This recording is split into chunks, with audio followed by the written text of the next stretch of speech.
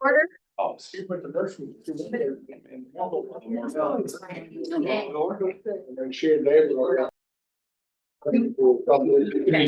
Yeah, so I'd like to call the meeting to order. It's now 1 o'clock Central Time, and as we say on the broadcast, 12 o'clock Mountain Time. It's West River Kid just likes to add that. Call this meeting to order. We'll get started here this morning or this afternoon with roll call. If you could do the roll call for me, please. Dave Landry, here, Sheree Mortensen, Here. Kay Jorgensen, Here. Doyle Estes, present. Mary Oster, Here. Erica Torrenson, here, Heather Perry, Here. Julie Overgard, here. You'd note, please, that Julie Ashworth is excused. Yes. Thank you. And we have a quorum present, and we will get started with the meeting. Rather than really a chair's report, I'm just pleased to say that, you know, we are now pleased to be gathering here with a pretty normal process. Lots of the concerns and excitements that have occurred over the last year and a half, we are now in a situation where we can do business as usual. And for that, I am most grateful and really especially grateful to all here who are present. Before we go any further, I would ask your indulgence to add a change in the agenda. And I'll just note the change in agenda without a motion or any other ruling, and we will have a public comment section added following item number 6. Then the rest of the agenda, the management reports, just so our team knows, we will simply add that to the official report. But we won't have individual reports from management at this time. You all have that in the materials that you've received. Okay. The public comment section we will allow for anyone here making public comment. They will be given a 5-minute period of time. It's not an exchange, but public information opportunity, and we appreciate being able to do that. The next order of business. Well, before we proceed, do you want to do any introductions, or Ryan, do you want to do any introductions around the room here? It's Julie's meeting, not a friend's meeting, so I'll defer to her. I'll just maybe for the staff present, a quick reminder of who you are and what your position is with SDPB or Friends of SDPB. Laura, you want to start? Laura Peterson, I'm the Chief Financial Officer for Friends at SDPB. Brad Van Ostel, Director of Entertainment Content for SDPB. Doyle Estes, board member. Fritz Miller, Director of Programming and Communications. Twyla Olson, Assistant GM and Director of Content. Sheree Mortensen, board member. Heather Perry, BIT. Thank you, Heather. Kay Jorgensen, Board Chair. Julie Overgard, Executive Director. Severin Ashes, Director of Engineering and Operations. Erica Torrenson, board member. Dave Landry, board member. Jerry Oster, board member. Stephanie Masar, Vice President, Corporate Support, Friends.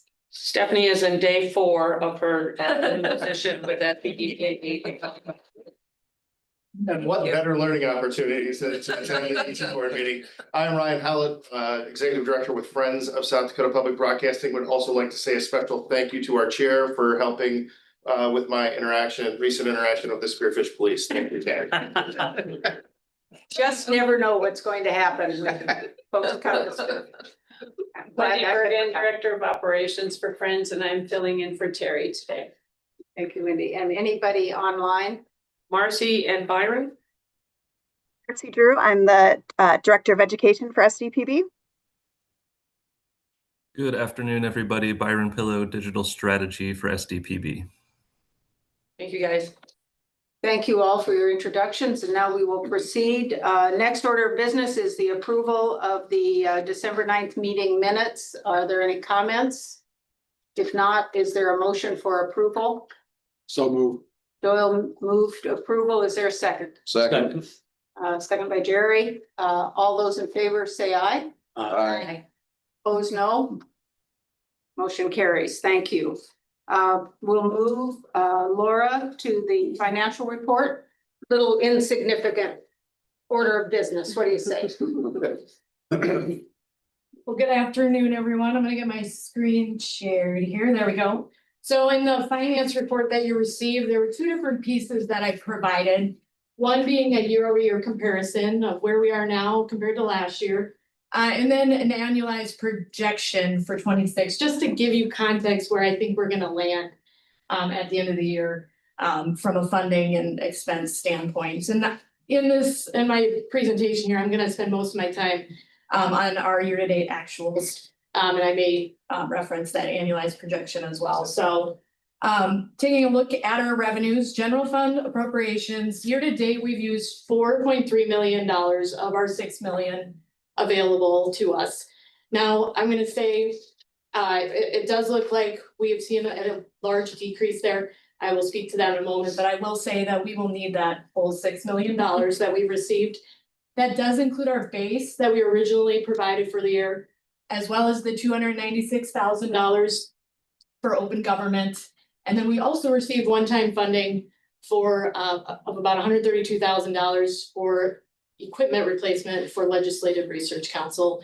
And we're in the process of moving forward with that project right now. So that is what is encompassing that $6 million. So as you can see, it looks like we've seen a decrease of $881,000 in our usage. So some of this is just a timing difference. A portion of it comes down to the operational changes that we've made. We're seeing a full realization of open positions that were, we left a handful of positions open last year. And then our layoff plan, we reduced interns. And then we also made reductions in some of our contractual agreements. So that's playing into it.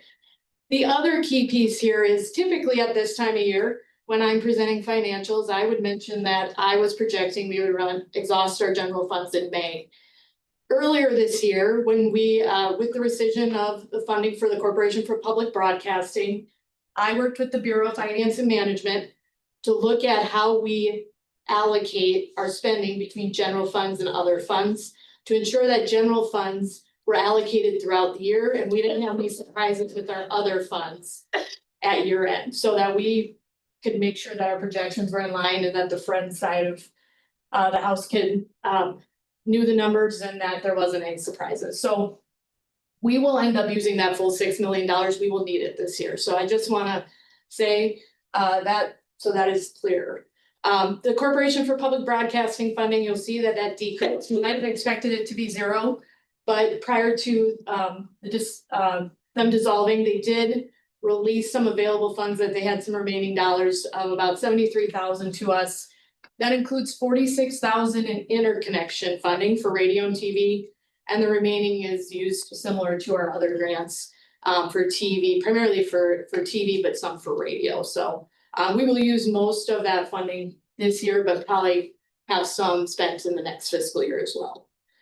Friends of STPB, another funding, that's going to include, the bulk of that is going to be the cash transfer from Friends.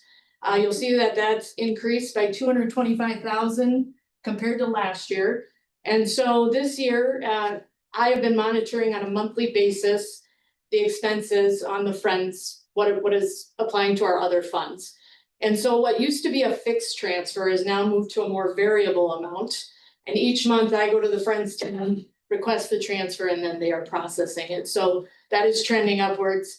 To give you an idea of what the transfer was last year, it was just short of 1.4 million. And here in April, we're pretty close to that amount again. So then tower funds, right in line with last year. We are working on amending or renewing some leases. So we will likely see some increases in revenues in that line in future years here. So total revenues are at 5.8 million that we've recognized based on our expenses.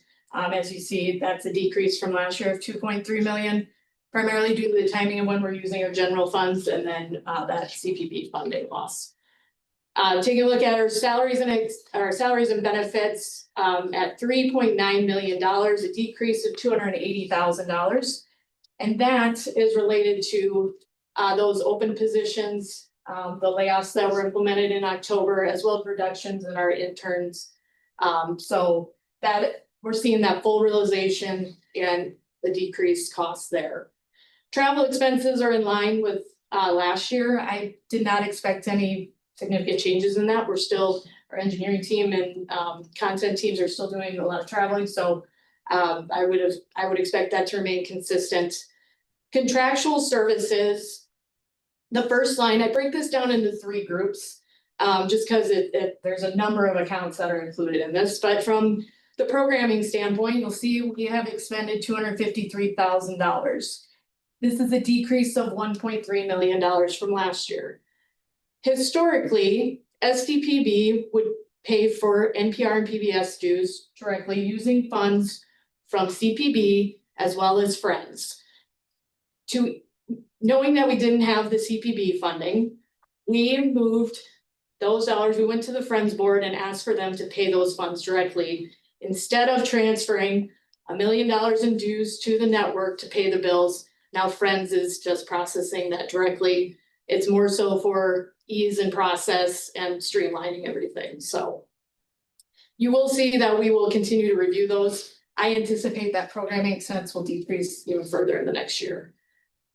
State IT and central services, this is a timing difference. We're gonna see a little savings just from how some of our fees are calculated, but this is more so of a timing difference. We have a couple of bills that were included last year at this time that we actually were billed for or processed in April, so that's just a timing difference there. And then facilities and other contractual services, as well as capital outlay, I'm gonna speak to together. The increases there are primarily related to repairs and maintenance, increases in supply costs, and then some different equipment replacement that we've done this year, as well as we did spend $280,000 on the Faith Tower lighting project. So this year we've moved forward with more of those repairs and maintenance items that we needed to, that we may have been waiting for with the FEMA funding, so. With all that, total operating expenses were just over $6 million. Currently, we show a net loss of $208,000. That may vary towards the end of the year. I anticipate we will be close to balancing out, or we will use available cash. It just depends. That cash balance at the bottom is primarily restricted dollars that are for tower maintenance. There's Friends dollars and then some CPB funding in there, so. Any questions on the financial statement? Doyle? Do you anticipate that item D, the $1 million a year, do you anticipate that to be an ongoing contribution by Friends to pay that expense? Yes, yep, we are budgeting for Friends to pay for that full amount going forward instead of transferring it to the network for them to pay it. As you all well know, I mean, national programming is an issue, and there have been concerns expressed about state dollars being used to support and fund NPR or PBS programming. So our feeling is by not having it flow at all through SDPB, regardless of who ultimately was paying the bill, just from an optics and our ability to say that Friends is 100% covering our national programming fees and dues, I think alleviates some of the pushback we've gotten. And so if we can really show that our state dollars, our tax dollars are going for infrastructure, local programming, and engineering and support needs, that's what we're trying to accomplish here. My concern was that that's $1 million hole if we didn't have that, so. Yeah. I was hoping it was not a one-time shot. No. I will assure you that's something we're looking at in our budget process for 27. What should really just go directly to the Friends side, but I just want to say, since I've been here and before, it's always been CPB and Friends that has paid for those dues, so.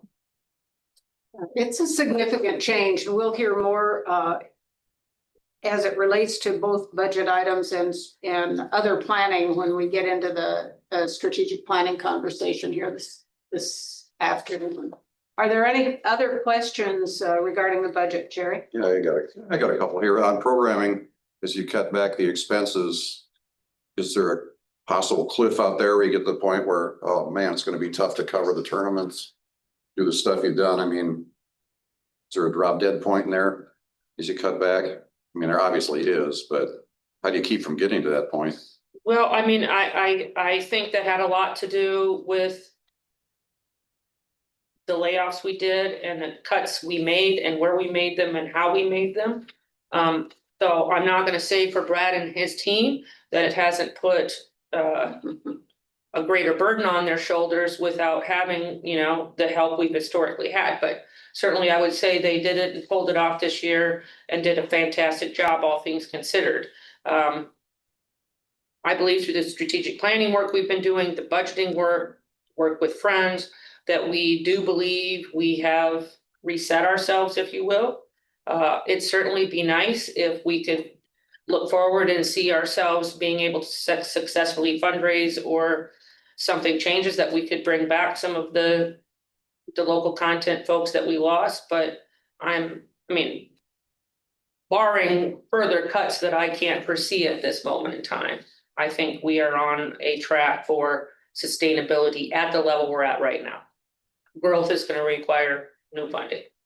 Then on capital outlay and Severn, I guess I'm always curious about, are you changing the depreciation on your hardware? Extending, you know, trying to get a little more life out of things. Have you looked at that? We have been, and yes, we're reevaluating everything, so. Well, you know, but hardware has a shelf life, especially nowadays, so. It does, Yeah. and it's built in, so instead of going with the 3-year staff turnover on workstations, we're extending that to 5 to 6. As long as we're, you know, Windows 11 compliant and security wise, everything's good, we are running a little longer. And hope for no lightning. Exactly. Thanks. Thanks, Jerry. Other questions on the budget? Anything else? Or, you know, we do want to make note again, how pleased we were with the budgeting process this year and the response of the legislature. And the additional dollars that cover both the LRC equipment and what open government and the open government funding. We've always included and absorbed, and the recognition of that, I think, is really, really important, because what we do here is overall assuring that the state of South Dakota has coverage in all aspects, in an objective coverage that we provide, an educational opportunity, but especially the open government areas are critical, and that's an addition and gratefully received and recognized. Okay, can I just add one thing quickly? Absolutely. You're on that topic, that I took time this week to go through your public file. And first of all, very well organized. I'm not easily impressed, but that was pretty impressive. Seriously, it was. You asked my kids about being impressed. We may do that. Huh? We may just do that. Yeah, the public file is a document that all stations have to file quarterly. And you have to keep it up to date. And I don't know if people ever look at it a lot, but both radio and TV, well organized. And I think you hit a lot of things we talked about in terms of serving your public. And both sides very well done. A lot of good topics, you know, and covered a wide gamut of issues across the state. So yeah, very nice work. Thank you. Yeah, very good. Good job. Yes, yes. No, I know it's a pain in the butt to do that stuff. You never I'm complain. thankful somebody read it. So thank you. Well, I know you file those things, you figure, where do they go? Off into the ether. Thank you, Jerry. Thank you. And was there mention of a tower in Faith that was upgraded Yes, or lighted or? right. We upgraded the lighting. We had a complete failure on the lighting system of the 1,700-foot tower in Faith. And it took them, the local tower crew out of Crooks It took them roughly about 6 weeks to completely strip the lighting system, conduit, everything, reinstall it, rewire it, and back up and operational for So coverage, no holes now. It's it. There was never a hole in the coverage. It was just the tower lighting that okay. for navigational FAA. And we called that into the FAA, so the flights knew to stay away. There was a tower that was unlit in that area. Significant issues and well addressed. Thank you. I would accept a motion regarding, if there are no other questions, I would accept a motion of acceptance of the financial report. So move. Dave, and second by Doyle. Any other comments on the motion to accept the financial report? Hearing none, all those in favor say aye. Aye. Opposed, same sign. Motion carries. Thank you. Thank you, Laura, always. Appreciate it very much. Julie, I'd like to move to the executive director's report. We're going to discuss the legislative wrap up and also the strategic plan. And before I turn it to you, Julie, I just as a member of this volunteer board, I want to thank you all. It was a unique strategic planning process.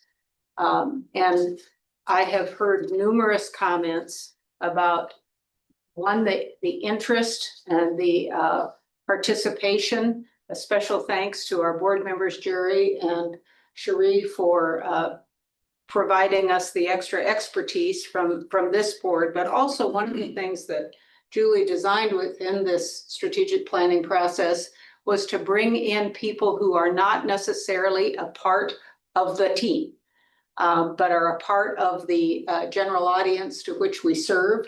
And those individuals have expressed their gratitude for being involved, and also the unique, open nature of the process. Every one of them have said to me, never in their experience have they ever had opportunity to provide input or participate in a process like this one. And I think that speaks well to the process and appropriately to public broadcasting and the educational telecommunication process that we represent. Very proud of that and very grateful. Julie, if you take us from here. If you don't mind, I'm gonna do legislative wrap up first and then I'll do strategic planning. So we ended session, not without a couple of hiccups, but for the most part, well.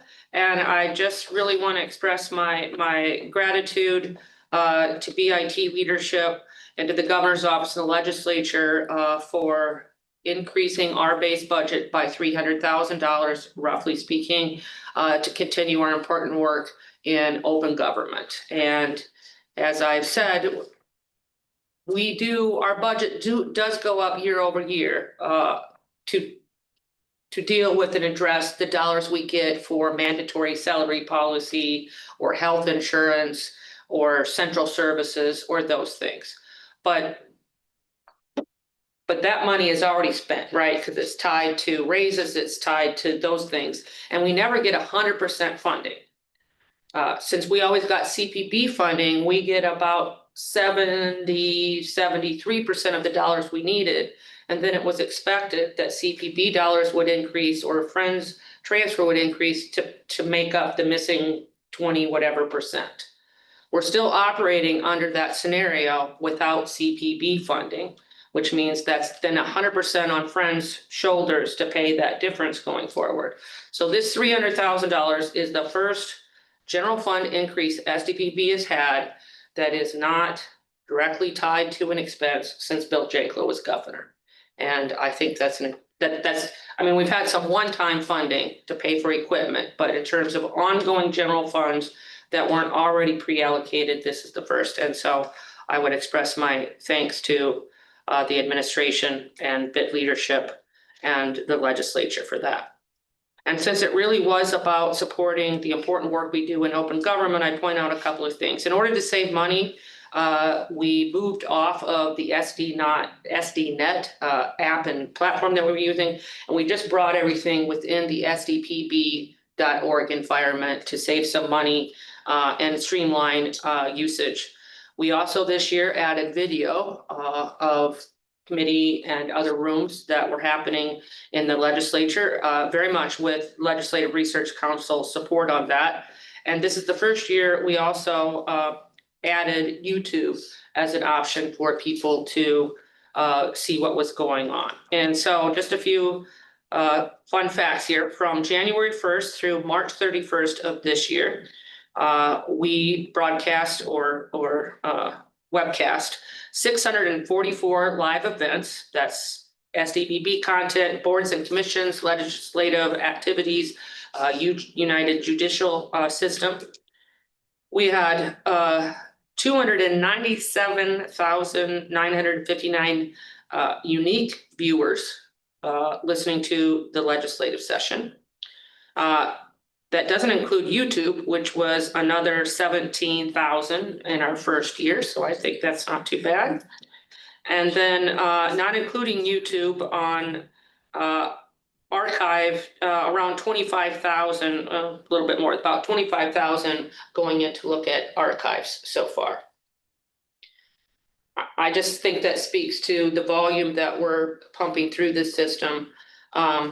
And obviously a public appetite to be able to access what's happening here without having to travel there. And I heard nothing but good comments about the addition of video so that people could put a voice to a face and vice versa. One other thing on that before, which is, so that's kind of legislative wrap up. And so we will be spending this 300,000 going forward. And it's really going to help ensure that the SDPB staff that goes to Pier during session, so the people that are running the camera on the floor and the people behind the scenes at Pier can continue to travel there and provide that service, and that we have the dollars we need on the back end to continue to manage this service. It is not capital asset money. It's mostly human capital dollars to continue to support this. So I think we should be okay going forward. And I would like to say a special thank you to Heather. BIT, you're gonna have to tell me the acronym because I can't say it, what we're gonna do. We're gonna do a SIPOC. A SIPOC. Continuous improvement event, yes.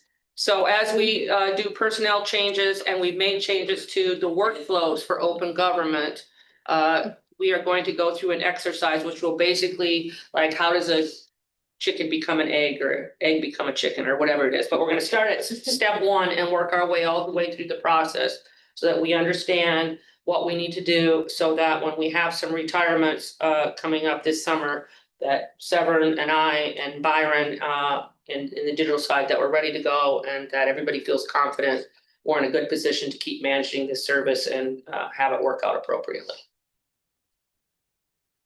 Before I get into, go ahead. Any questions on that?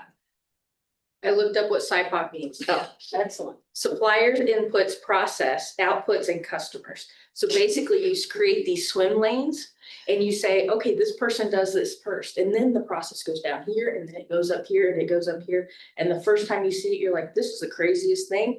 And afterwards you're like, oh, it makes perfect sense. And why do we do that? So it'll be interesting to see what we can come up with to improve our efficiencies and hopefully automate as many things as possible. Yeah. So we appreciate it. We're looking forward to it. Not in in my report, but I do want to let you know that Twyla Olson, our esteemed and wonderful Director of Content and Assistant General Manager, will be retiring on June 8th, and we will miss her very much, but thank her for everything she has done on our behalf. And Brad Benasdale, Director of Entertainment, will be stepping up into her role as Director of Content and Assistant General Manager.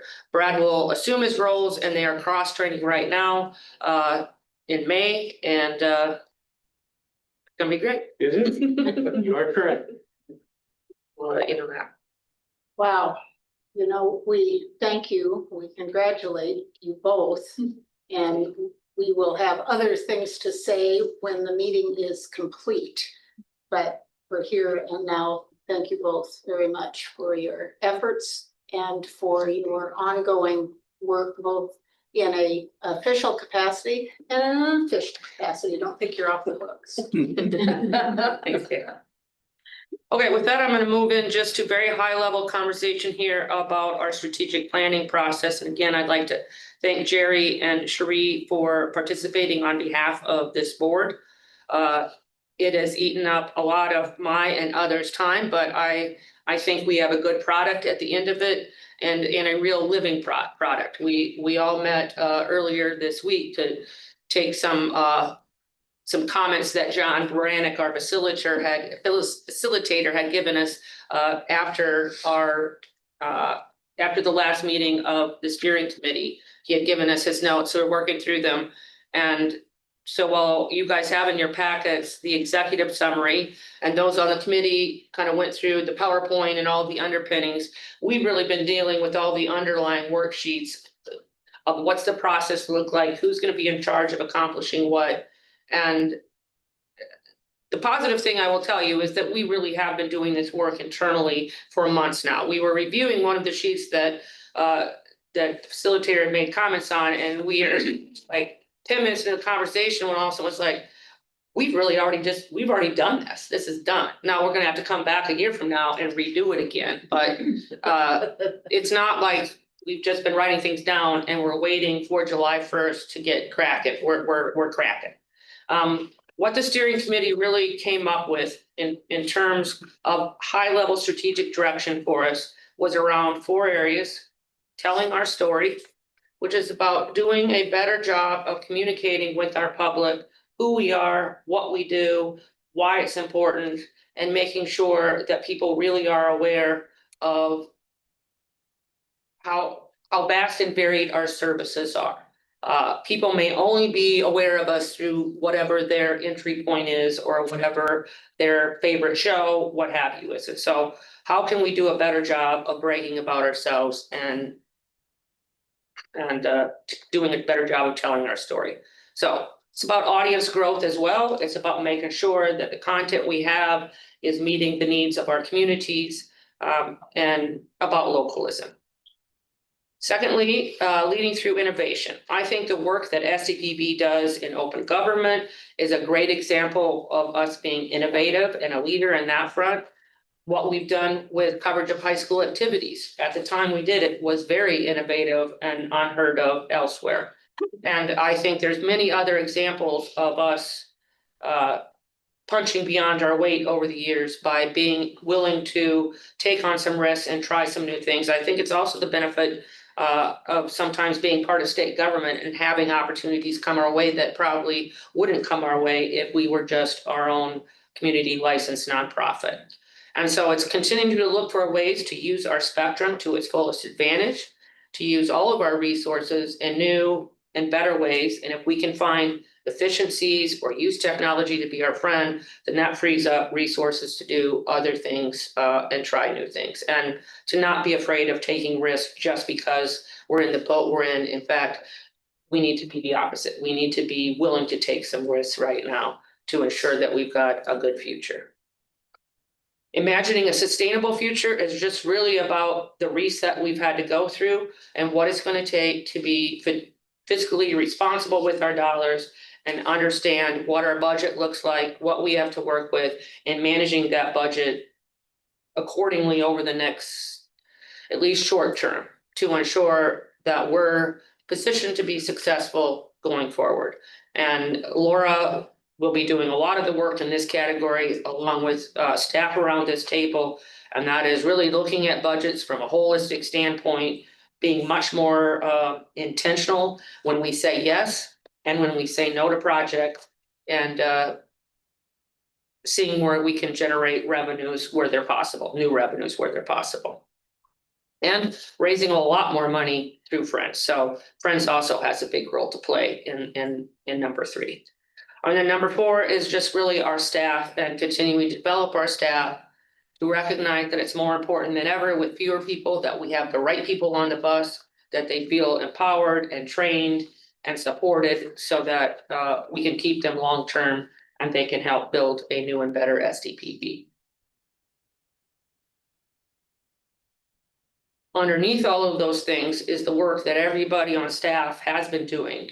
Kind of fleshing out how are we going to get to each of these goals, what are the steps we're going to take, what are we going to do first, and so and really trying to be very, very focused and asking ourselves, what are the things we have to do in the next 12 months to be successful in the next 12 months after that. So we weren't getting way down the street in terms of, you know, where do we want to be or what are we going to be in 2028. I think the world we're living in right now is very, very hard to try to project, be a seer and know that. So what are the things we do have control over that we can do in the next 12 months to set ourselves up for success after that? And I think the work that has been done has us on the right path to do that. And we will now take this even further down into the staff to really start cracking and working on it. And with that, I'd offer any of the staff who has anything they want to interject here, or any questions you all have, or any comments from Jerry or Cherie, who have been maybe a little more in-depth involved in this process than other board members. I guess I'm curious about the buy-in from your staff. How they receive all this? Is it good guidance or one more thing to deal with? What do you feel? I think they think it's good, but I would defer to those who are more boots on the ground, I guess. There's still opportunity within the various legs of the stool here to provide opportunity for input so that we can execute it in a way that they're comfortable with, give them opportunities to grow both in a professional manner and just in an understanding of public media in general. And so the fact that the long-term strategic plan isn't a set in stone, here's what you got to do, bing, bing, bing, here's the numbers that we're going to hit, but rather this is our goal. How can we go about utilizing the people that we have, the resources that are available, and pull all of that stuff together and then create the actual executable deliverables that need to happen. And I think the input that I receive from my staff particularly is that they still feel that they have an opportunity for input and an opportunity for growth within that, within the confines of the strategic plan, but also they see a vision for the organization in a larger sense as well. So that to me is like an A in Well, actually, we during the meetings, I think we got the feeling it was going to be, here's some guidelines that you can fill out the details. You know, that was my feeling. Wasn't our job to make the details. No. Yeah. Right. I would say on that last call, I mean, I obviously can't speak to staff, but everyone seemed very enthusiastic about their goals. Everyone seemed like, you know, they're kind of take charge on their individual piece. And so I was kind of surprised at how much was already kind of detailed, fleshed out.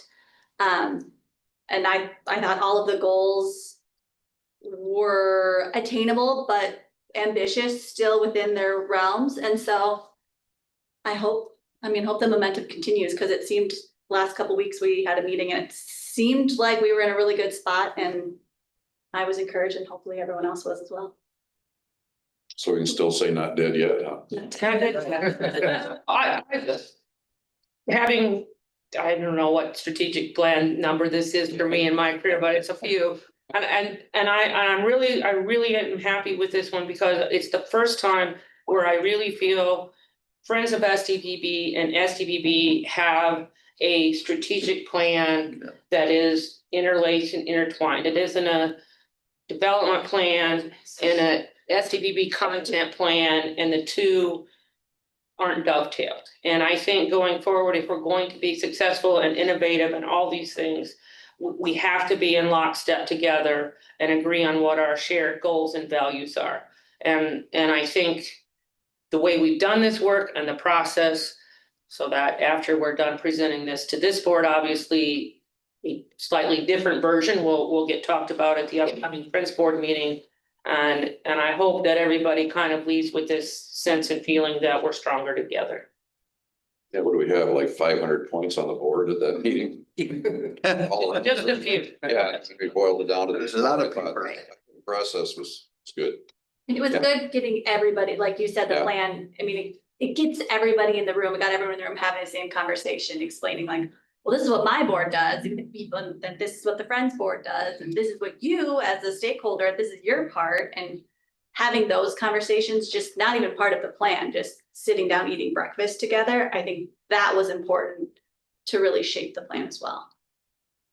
I mean, this is all gonna come down to trust and trusting each other going forward if we're gonna be successful, and I think this helps put us on the path for that to happen. Can I add just one thing? Of course. One of the things that I think really helped immensely in this particular strategic plan was the addition of Laura Peterson, who just left the room. And but He's listening. having that part, having Laura with us to really guide us in regard to budgets on both sides of the aisle, both at Friends and at SDPB, I think really gives clarity to the teams and to the directors in regard of what is realistic, what is possible, what we can stretch for. And I just think that was an important piece on this particular strategic plan, that we really felt that we had a clear picture of what was doable in the next 12 months, but also what we can stretch for in the following. So I just want to give kudos to Laura and all of her work, because I thought it really helped and informed the process. So. Yes, for good or bad, Laura is going to be able to hold all of our toes to the fire. Or not, you will successfully complete our activities, so.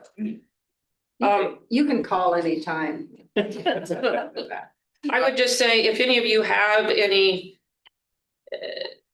burning questions about something specifically, or really want to deep dive into a goal or something, please feel free to reach out to staff and ask them more questions as you will, or as we go through this. But the work you guys did in terms of helping us kind of really hone in on, well, you're right, Jerry, what was just a whole room full of colored sheets by the time we were done into these 4 things.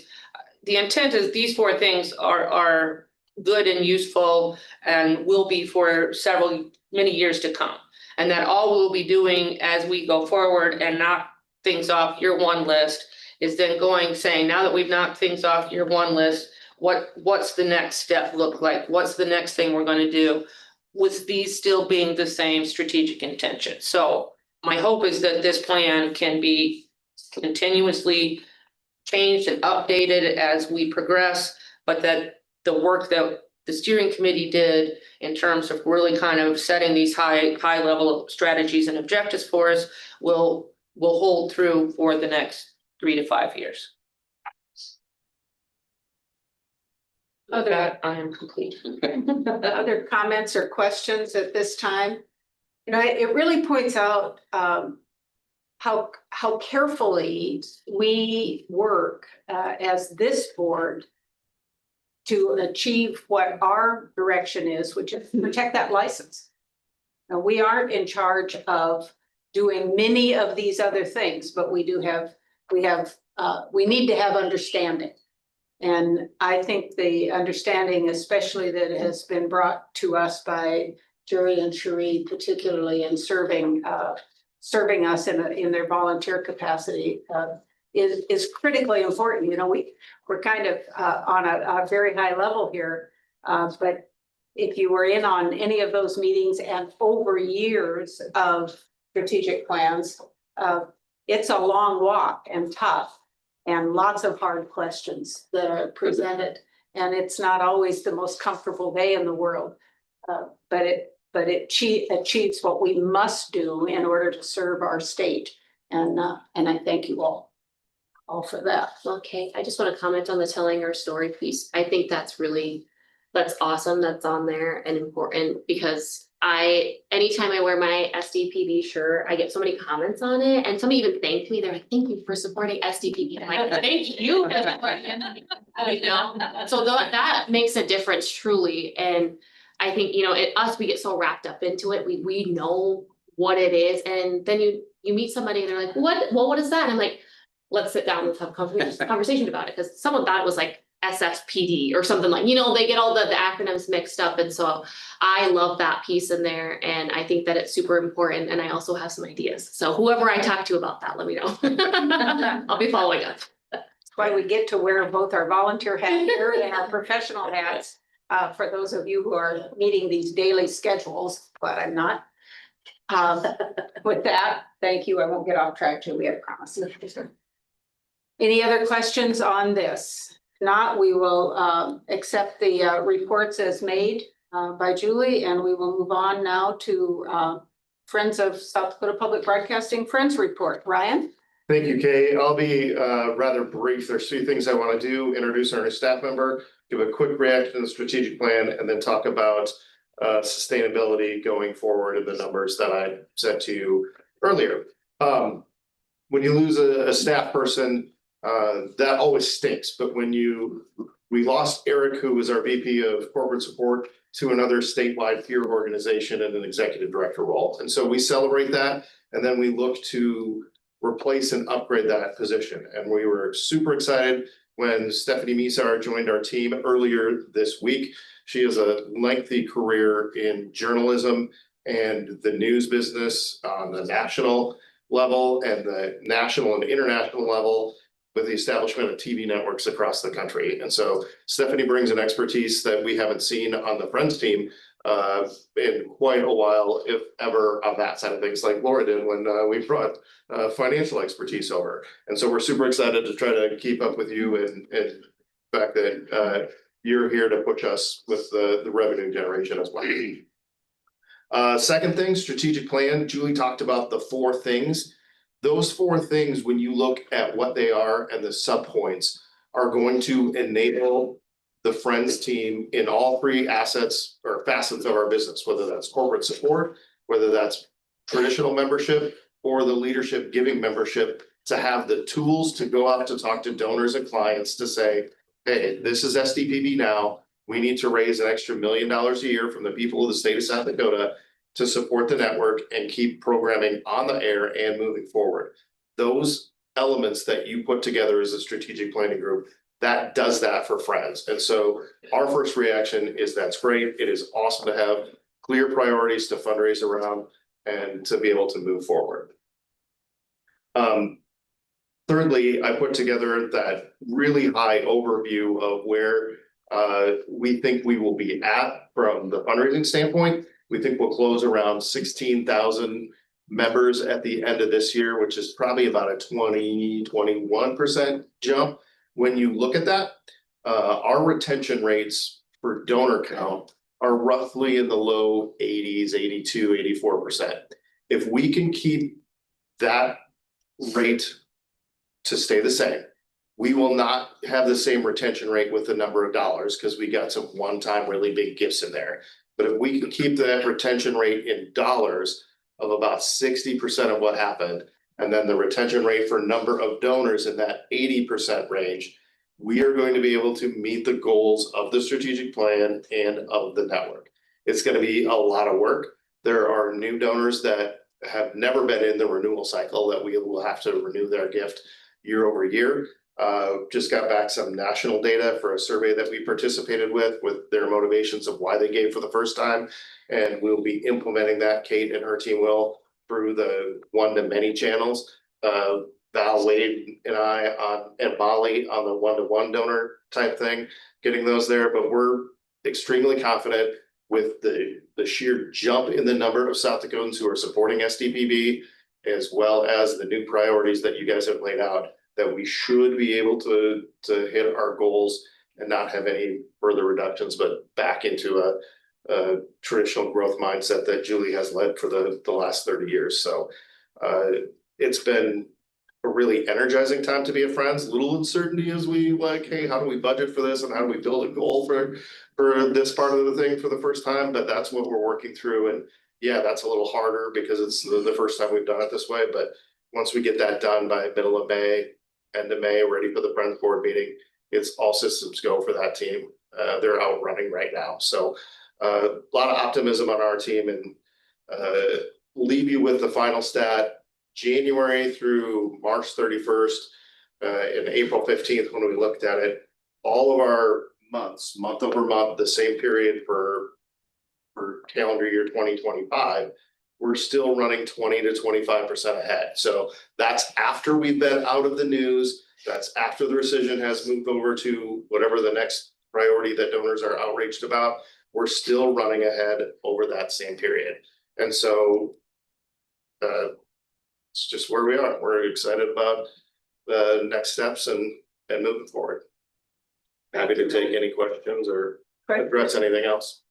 Brian, questions? When you look at like, when the motivation for donors to give, looked at any of those responses, or will you see any of those? Do you see them all the time? Or like, I'm just curious to see like what that looks like. Yeah, there twofold answer there. That national survey that we just got, we received it back late Monday afternoon. I haven't piled into that yet because it was offsite in Iowa at a conference earlier this week.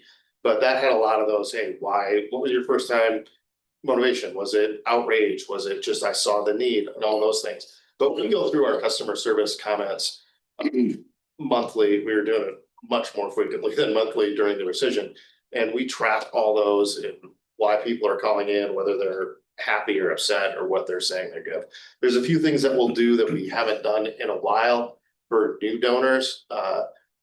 Along the lines of implementing a survey. Hey, what was your primary motivation to give? What are your favorite shows? Just so we have some themes to fundraise around, because we haven't done that. And then with the loss of Nielsen and ratings and those things, we just need something across both organizations that points to what people are listening to and watching. And then do you share some of the feedback with staff and then it comes from full. Ellie puts out a cool, hey, here's your customer service reports, and sometimes we have to edit it. There were some colorful comments during the rescission about that we didn't share across the board, but yeah.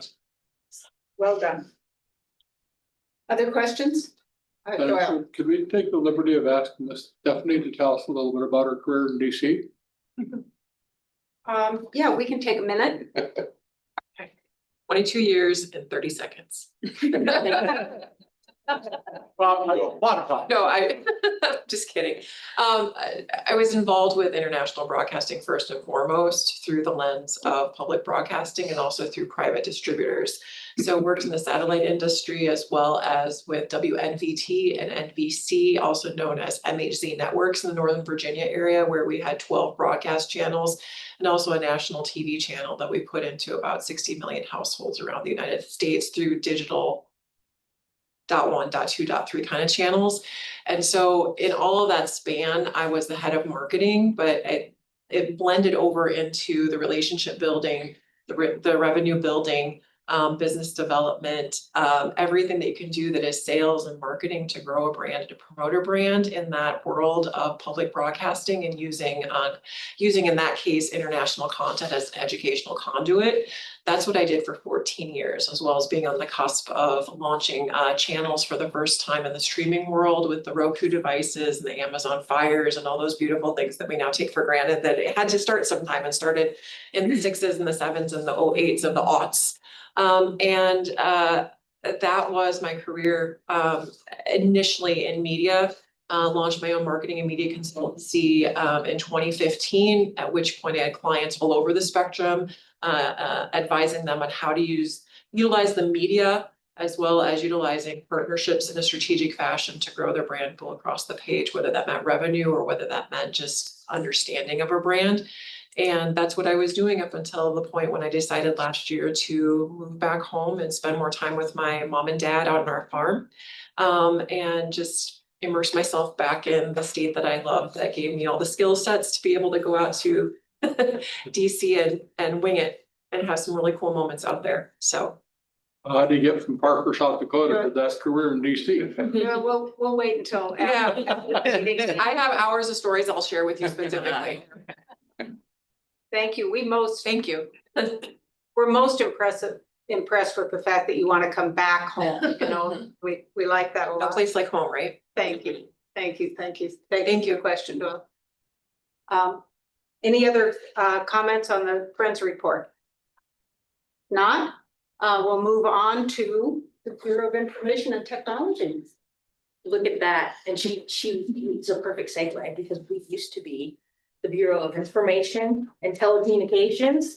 And on April 13th, we magically became what everyone already thought our name was. Very exciting stuff. And I think a lot of times people sit in this room and they're like, why are you part of BIT? It's so weird.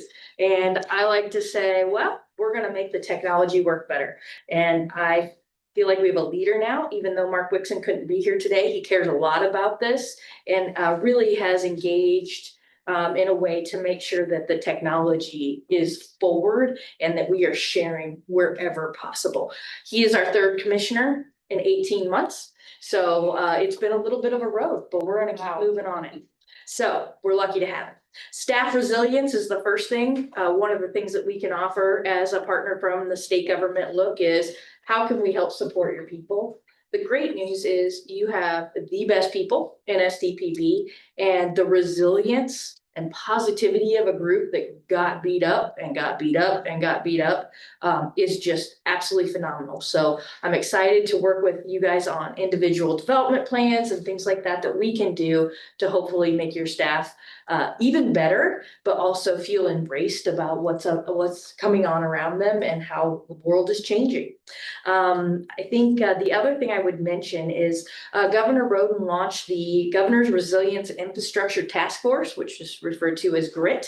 And Commissioner Wixon and our Chief Information Security Officer, Jonathan Hampy, are both very much involved in that, perhaps too much involved, but we'll get back to that another time. And he really sees the important part of the emergency alert system that you all oversee as a key to GRIT. Because if you look at what can we do with no electricity and no internet, and getting messages out through the emergency alert system is it. And we've seen other states who have tried to cut that back because it is expensive to maintain. And, you know, we have a Faith Tower that probably will need some other stuff. And so trying to make sure that we are including that as part of our communications plan and part of the support that we could possibly get from GRIT to make sure that we're making that possible for the future. So I'm really excited about that. We talked a little bit about SIPOC and how can we work together. What this group does for open government is amazing. And I think we can even do more with less, but also to try and have more boards and commissions outside of legislative session covered. The technology has gotten easier and easier and easier. So we need to reach out to those folks who are in state government and oversee those and say, why don't you think about doing this again?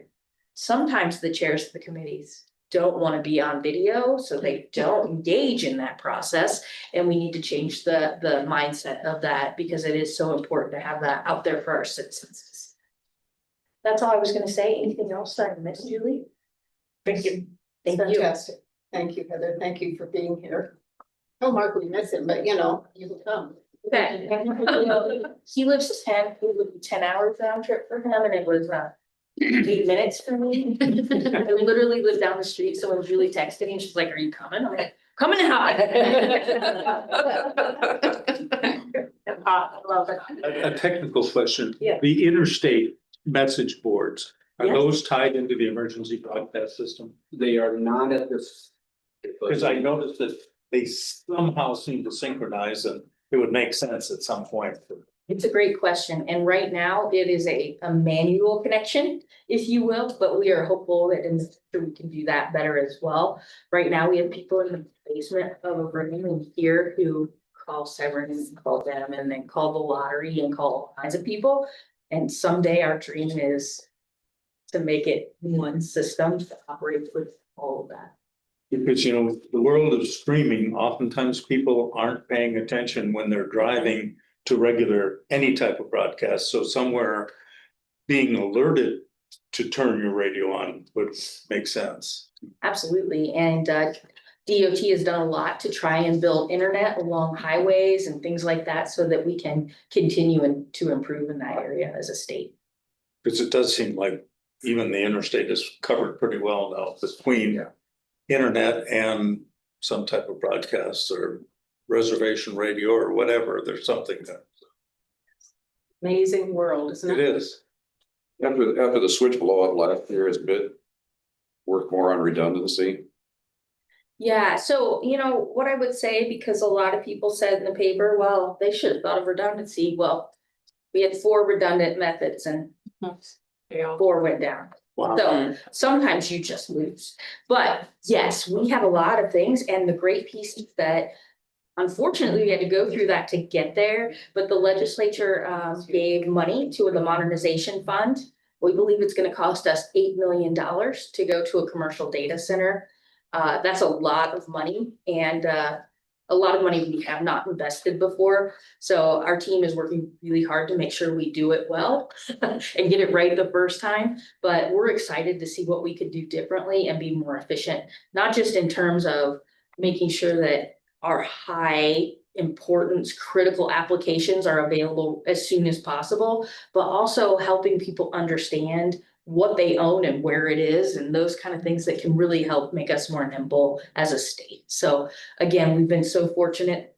I mean, the legislature wanted us to promise that we'd never have a 2-day outage again. So, you know, we said yes. Absolutely. The next one will be 3 days.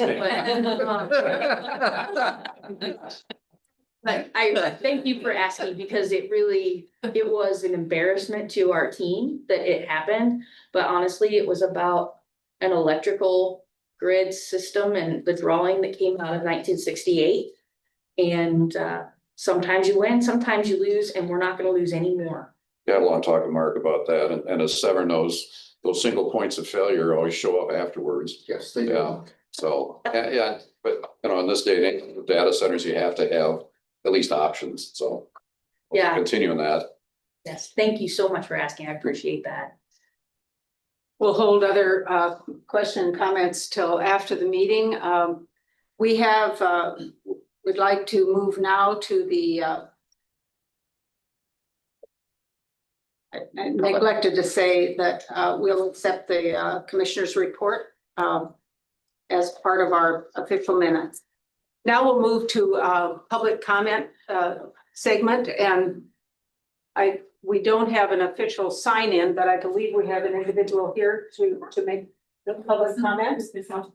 Okay. Okay, Should I just stand here? If If you'd like to come up and introduce yourself, if you would, and we are going to limit your comment time to 5 minutes. Okay, who's got the timer, so I can, Ryan. do they know, Ryan, does everybody know who I am and my? No. But no, If you give me, please give me just a Okay. second, if you'll have a seat, please, and introduce yourself, and then we'll ask you to make your comments. There won't be questions following the comments. That will be the end of our meeting here this afternoon. And so we appreciate very much your being here. And let us know who you are, where you're from, and we'll accept any of your written comments if you'd like to leave them for our official record. I didn't make written comments because I wasn't sure, what I was doing. I wasn't sure who I was talking to and how this was all gonna go. My name is Jean Francis. I live in West Indian Springs right now, grew up by Woonsocket. I came back too. I'm back home. I lived in Chicago for 4 years. I lived in Portland, Oregon for 28 years. And we owe it to Portland, Oregon for me being a conservative today. Portland, Oregon. I saw what happens. I saw the end result of progressive policies that go on for decades. And so I'm a conservative today. And I know that you guys are aware, that you people, I should say ladies too, are aware that there is pushback to content. And I wanted to meet you. I wanted you to meet me. I didn't, we get mad out there, we turn on the radio and we hear this stuff. And it makes us mad and we turn it off and then we gripe to our friends. But I came and I griped to Ryan. And Ryan was trying to listen to me, and Julie too. I appreciate you guys hearing me out. I did go to the legislature and I did. I represent, here's what I want to say is that I represent the 63.4% of South Dakota that voted for Donald Trump. And when we turn on the radio, we turn on South Dakota Public Broadcasting that we're paying for, and we hear him villainized, we hear Republicans villainized. I wanted to touch on the librarians, the movie. The first 3 minutes of the librarians casts Republicans as villains. And villains who are trying to hurt librarians. And nothing could be further from the truth. The librarians are not the villains. The Republicans are not the villains. It's the pornography in the libraries. It is so bad that a friend of mine in South Dakota she went and checked out. She thought, surely we don't have these books in our school.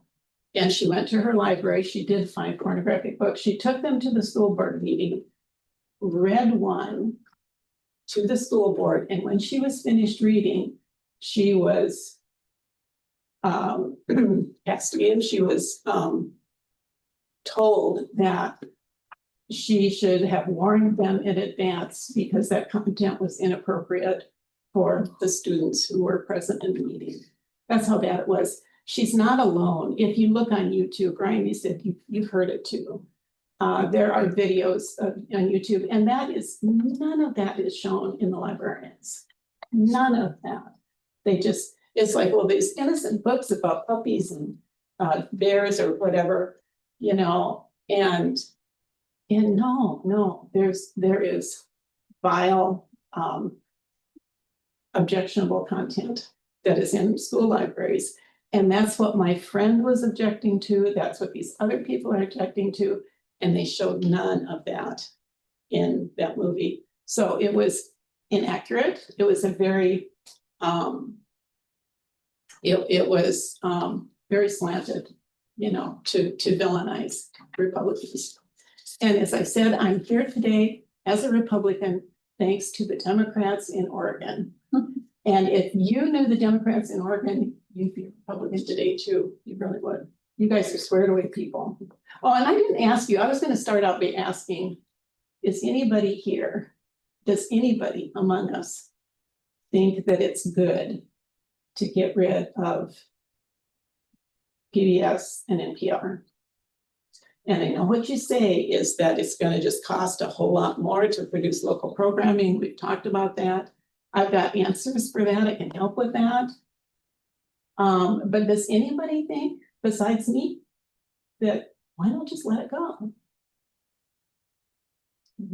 Okay, that's what I thought. So, as far as fundraising goes, for the future, I am estimating that 63.4% of South Dakotans are alienated by the content, by the broadcasting. So PBS and NPR, I did a lot of talking to a lot of people in the last few months working on a project I was working on. I did a lot of, talked to a lot of people about this. I found that they love the sports. The high school sports is the last thing you want to cut. People love that. And give them more. Talk about local programming. It's the best bang for your buck. Get those cameras out there. You got the equipment paid for, and having students create content, returning PBS, South Dakota Public Broadcasting, to what it was created for, which is education, and let those students create their content. He rolled his eyes at me. No. Are there any questions? Did you say I couldn't take questions? We won't take questions, but we thank you for your comments and appreciate you coming. I know it's of concern and this is what we're all about. So we thank you and we will close off the testimony now. Thank you. And please remember that I speak for myself. I'm not speaking for anyone else. No organization or anything. I speak for Jean Francis. But I do represent, South Dakota is a state that voted 63.4% for Donald Trump. Like him or not. Yeah, he's not, he wouldn't have been my first choice, but I saw it as better than the alternative. So Thank you guys for attending our meeting. We appreciate it very much. thank you for listening so graciously. There anyone else here who would like to make comment? Sure, I will. If you'd like to just introduce yourself. Yes, I'm Terry Ingebretson. I live in Sioux Falls. My immediate family lives in Oregon and they have not made me into a Republican. I'll just say that. And they've lived there for many years. No, I grew up in Minnesota. Excuse me. I'm sorry. Okay, if you'd like to, sure, let's hear you. Not. I'm just gonna say that, what you guys did as far as the videos for the legislative session this year that we could listen to and see, that was just outstanding. It really made a huge difference for me. I will tell anyone that will listen to me that I am I'm addicted to that kind of TV now. I mean, it's just great and I watch it all the time. I will get on my treadmill in the morning. I have my phone. I have my iPad. 7:45 is when they start. Sometimes they start at 7:30, the hearings. And I've got them both on at the same time, trying to, figure out what's happening. I have my list of everything that's happening that day. And so that has been huge because before last year, I had to listen on the radio. And so I got to know all these people by their voices. Now there's a face. And so I thought that was going to go away this year because of the cuts. Then I found out that you were able to bring us more and it's been great. So I tell everybody that it's very entertaining. Sometimes it's very educational and that has been a game changer. I started listening to Minnesota Public Radio in 1972. And then I moved to South Dakota later on in the 80s. And so I listen to the radio, I listen to TV. I think it's great. 5 o'clock would come. When I'd be listening to hearings, 5 o'clock would come and there'd be like 30 seconds and then it would come back on. And I'm like, these guys are doing this past 5 o'clock. Last year I listened till 6:30 one night. And that was just radio only, but so obviously I'm addicted and it's great. And South Dakota Public Broadcasting is not useless. I heard someone testify that way in appropriations at the beginning of the session this year. A woman who was disgruntled and she said it's useless. And I'll just say it's essential. So thank you. Thank you for your comment. Anything further? Okay, thank you. Thank you all for being present. We appreciate it very much. With that, there being no other business to conduct, I don't believe we have a reason for an executive session here this afternoon. Whenever you're ready, I'm ready to move for adjournment. Okay. Second. Motion has been made and seconded to adjourn the meeting here this afternoon. All those in favor say aye. Aye. Opposed, no. Motion carries. Thank you all. Thank you.